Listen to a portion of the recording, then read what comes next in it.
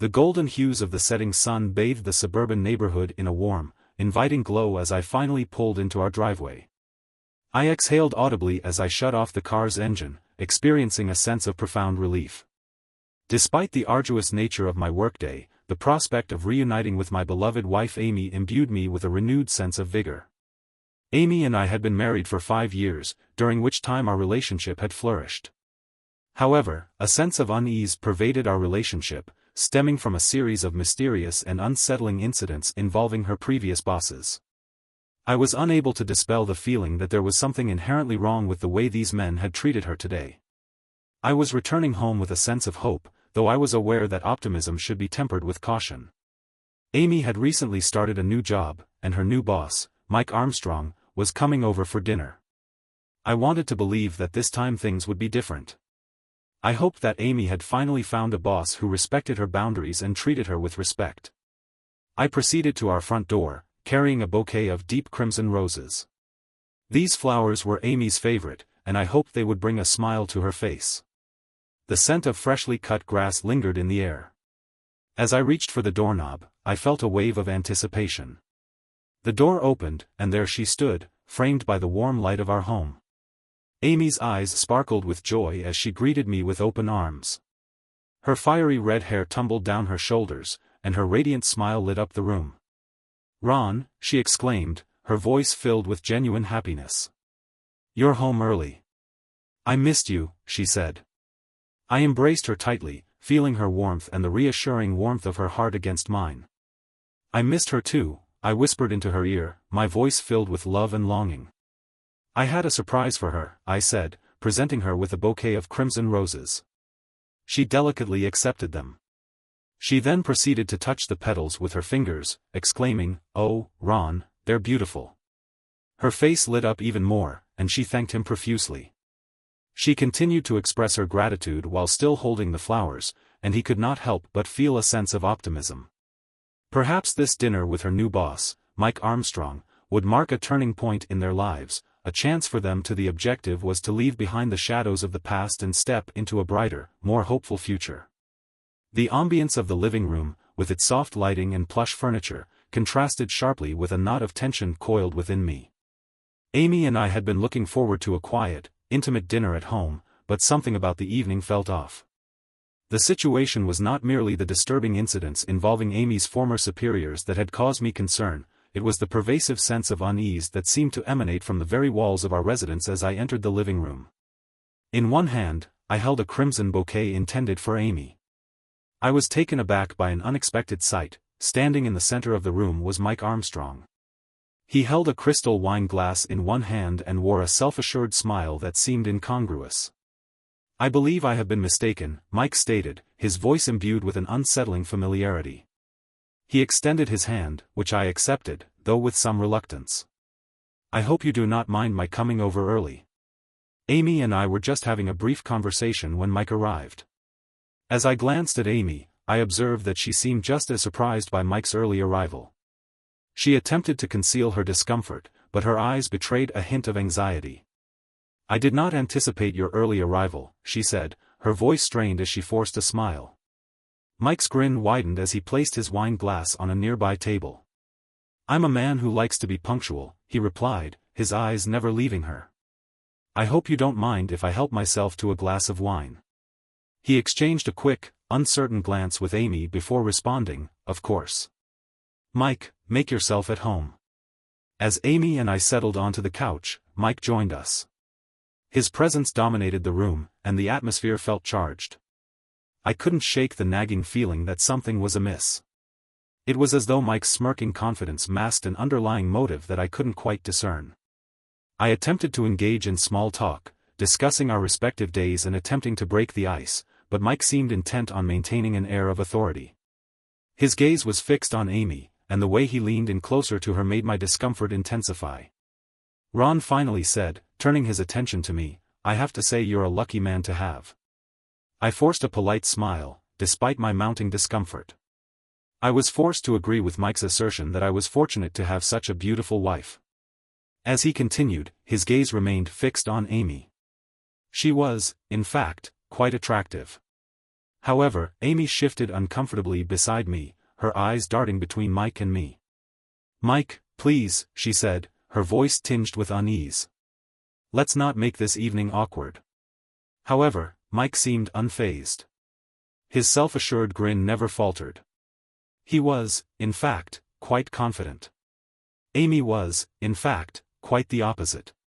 "In being honest and straightforward, I have something to discuss with you both later."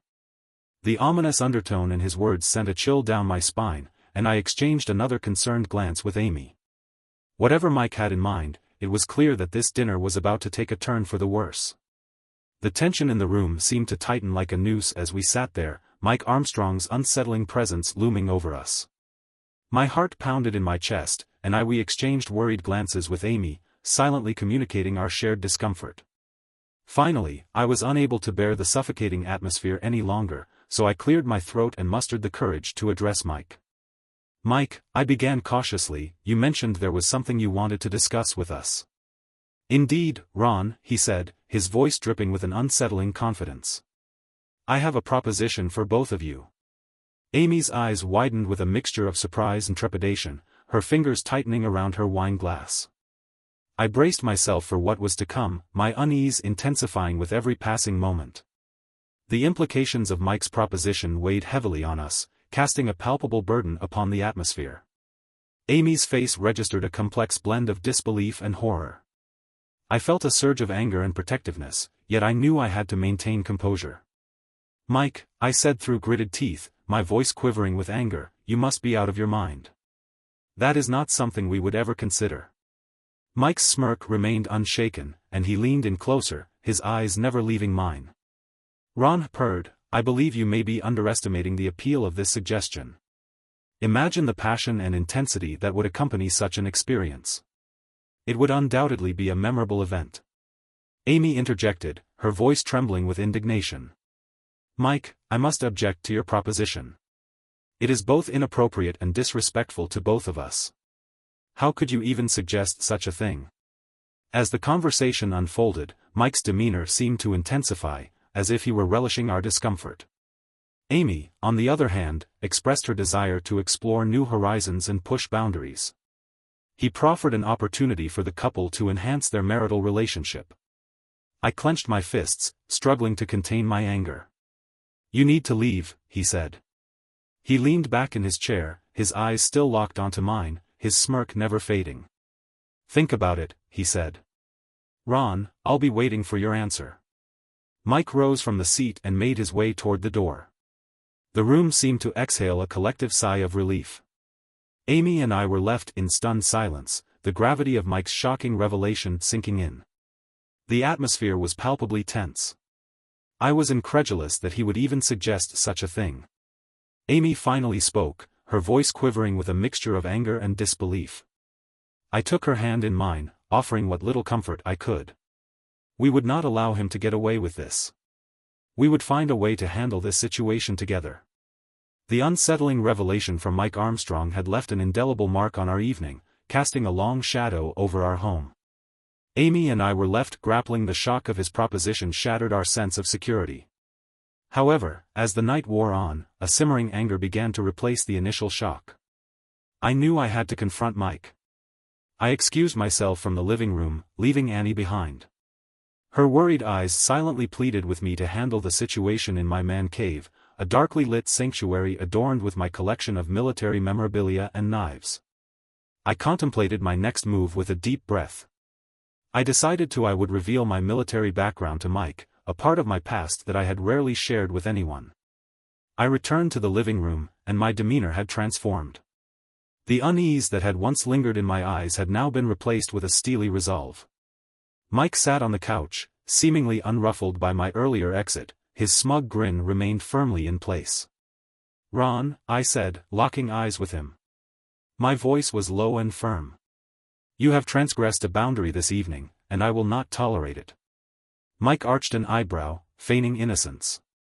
"I thought we were merely engaging in harmless amusement." My tone remained unwavering. "You should also be aware that I possess a specific skill set. I was a sniper in the military, and I have a profound appreciation for precision and accuracy. A brief flicker of unease crossed Mike's face, though he attempted to conceal it.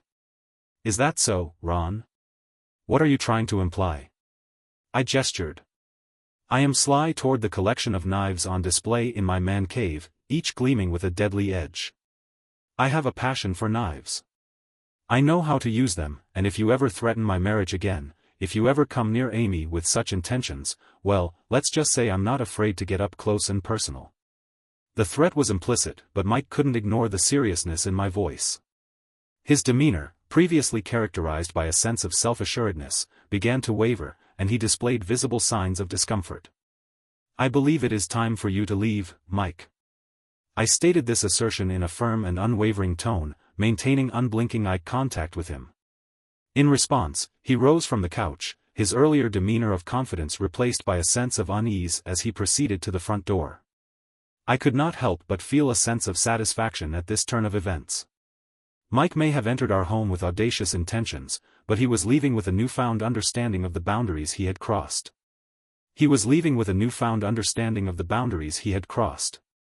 As I closed the door behind him, I knew that the battle was far from over. Amy and I had a difficult road ahead, but I was determined to protect our marriage at all costs. The tension in our home lingered long after Mike Armstrong's departure, like an unwelcome guest overstaying its welcome. We were left to grapple with the disturbing proposition he had made. Our dinner plans were derailed by the shocking revelation. We sat at the dining table, our plates of untouched food growing cold. The silence between us was pregnant with the unspoken words that hung in the air. I couldn't help but glance at the recording device hidden in my pocket, a constant reminder of the evidence. We confronted Mike. Finally, Amy broke the silence, her voice trembling with a mix of anger and disbelief. Ron, I am astonished that he had the audacity to say something like that. It is reprehensible. I reached across the table and placed a reassuring hand on hers. I know, Amy. What he did was completely unacceptable. We will figure out how to handle this together, but even as I spoke those words, the gravity of the situation became apparent to me. Mike's proposition had undermined the stability of our marriage, and I recognized that the road ahead would be challenging. With a sense of urgency, I decided it was time to present the evidence we had against Mike. I retrieved the recording device from my pocket and placed it on the table. Amy, I said, my voice calm but firm, I have recorded our conversation. I wanted to make sure we had evidence of what he said. Amy's eyes widened as she looked at the small device. You recorded it? She asked. Yes, I replied. It's our insurance. In case we need it, Amy said, pressing the play button. Mike's unsettling proposition filled the room once more. Amy's face contorted with a mixture of anger and disgust as she listened. How could he say such things, she muttered. She uttered her words in a barely audible whisper. I drew nearer to her, my heart burdened by the thought of my wife, Amy. We must not allow him to evade responsibility for his actions. It is imperative that we confront him and ensure he is aware of the consequences of his conduct. Amy nodded in agreement, her resolve intensifying. You are correct, Ron. He must be held accountable for his actions. With renewed determination, we set aside our half-eaten dinners and began to strategize. We ceased our evening repast and commenced strategizing. We needed a plan to confront Mike and ensure that he faced the consequences of his inappropriate behavior. The evening that had begun with so much promise had taken an unexpected and troubling turn. However, we were determined to emerge from it stronger than ever in the days that followed the disturbing dinner with Mike Armstrong. Our home felt like a battleground, and our marriage was under siege. The unsettling proposition he had made was a cause for concern for Amy and me. We were determined to confront him, but before doing so, I knew I needed to gather more information about Mike's past and his motivations. I spent hours researching Mike through social media profiles, company records, and any available online information. My background as a sniper had instilled in me a sense of meticulousness and determination, and I was determined to uncover the truth. In the evening, Amy and I sat in our living room. I shared some of my findings with her. I have been investigating Mike Armstrong's history, I began. My findings are troubling. What did you find, Ron? Amy asked, her eyes filled with curiosity. Mike has a history of infidelity in his previous relationships, I replied. It seems he has a pattern of pursuing women, especially those in. Amy's expression indicated concern. It seemed that she was unsettled by the information I had shared. I nodded in agreement, indicating that there was more. I informed her that he had narrowly escaped severe consequences in previous relationships. He had been involved with a group called the Marriage Mutual Insurance Society. Amy's eyes widened in surprise. I explained that it was a secretive group, that the group's stated mission is to ensure the fidelity of married individuals. They organize punishments for those who stray from their vows. Mike managed to evade their punishment, but it seems he's continued his questionable behavior. Amy's ex-partner's impression shifted from surprise to a mixture of anger and concern. This suggests that Mike is not just a boss with a wandering eye, he's a repeat offender who knows how to avoid consequences. I nodded solemnly, agreeing with this assessment. Amy, it is imperative that we exercise caution in our approach to this situation. Direct confrontation may prove insufficient. It is vital that we impress upon him the necessity of understanding that his actions have consequences. As we continued to discuss our plan of action, it became evident that our strategy required more than just a confrontation with Mike. It was necessary to expose his behavior and ensure that he faced the repercussions he had previously managed to avoid. With renewed determination, we set out to gather more evidence and devise a strategy to confront Mike Armstrong. Our investigation had revealed disturbing truths, and we were prepared to do whatever it took to protect our marriage and ensure that he faced the consequences of his actions. In the days leading up to the confrontation with Mike Armstrong, there was a palpable tension and anticipation. Amy and I had gathered sufficient evidence to expose his inappropriate behavior. However, we were aware that initiating a confrontation would be a delicate and pivotal step in achieving a resolution. One evening, as we sat in our living room rehearsing the conversation we would have with Mike, Amy regarded me with a blend of resolve and concern. She inquired, "Are we certain about this? Confronting him implies that there is no going back." I grasped her hand, offering reassurance. "We cannot allow him to persist in threatening our marriage and the well-being of our family." Annie nodded her head in agreement, her resolve unwavering. "You're right, Ron. We need to put an end to this." The night arrived when we would finally confront Mike. As he walked through our front door, his confident demeanor betrayed no hint of the turmoil within our home. We invited him into the living room, where the atmosphere was charged. With a sense of purpose, Mike took a seat on the couch, seemingly unaware of the gravity of the situation. He then inquired, "So, what's on your minds?" I exchanged a meaningful glance with Amy before responding. "Mike, we have learned a great deal about your history and your involvement with the Mutual Insurance Society. We are also aware of your past behavior and how you managed to evade accountability." Mike's self-assured demeanor wavered momentarily but swiftly recovered. "It is evident that you have been engaged in investigative activities, Ron. Your actions are not only unacceptable towards me but also towards the numerous individuals you have wronged. We will not permit you to persist in this course of action." Mike feigned innocence. Despite his initial confidence, he began to exhibit signs of distress. "What are you going to do?" Amy and Ron demanded to know. "You can't prove anything," I replied. That's when I revealed the evidence we had gathered, including the recording of his shocking proposition. As the recording played, Mike's face turned ashen, and his bravado dissolved into a fearful silence. Annie looked at him with a mix of anger and, "It is imperative that you comprehend the fact that your actions have consequences. We will not permit you to persist in inflicting harm upon others." I advanced towards him, my voice firm. "We could reveal your behavior to your colleagues, your acquaintances, and your family members. We could ensure that everyone is aware of the truth about who you truly are." Mike's eyes darted around the room, his confidence. "Amy spoke with unwavering resolve. "We demand that you promise to alter your behavior. We expect you to pledge that you will never again exploit or manipulate others using your position of authority. Furthermore, if we ever learn that you have caused harm to another individual, we will not hesitate to expose your actions. You will face the consequences you have thus far avoided." Mike, now thoroughly humiliated and fearful, nodded frantically. He promised to change and to never again cause harm to anyone. He requested that they not ruin his life. Having made their point, Mike was visibly shaken. Amy and I felt a sense of resolution wash over us. We had confronted him, exposed his behavior, and ensured that he faced the consequences of his actions. That evening, he returned home, his previously exuded confidence now replaced by an air of apprehension. We could not help but feel a sense of satisfaction in the sense of closure that had been achieved. Our marriage, which had once been threatened by the shadow of Amy's past, had now emerged stronger than ever. We had faced the darkness head-on and emerged in the light, ready to move forward with the knowledge that we could protect our love and the well-being of our family. It is imperative to protect others from those who seek to cause them harm.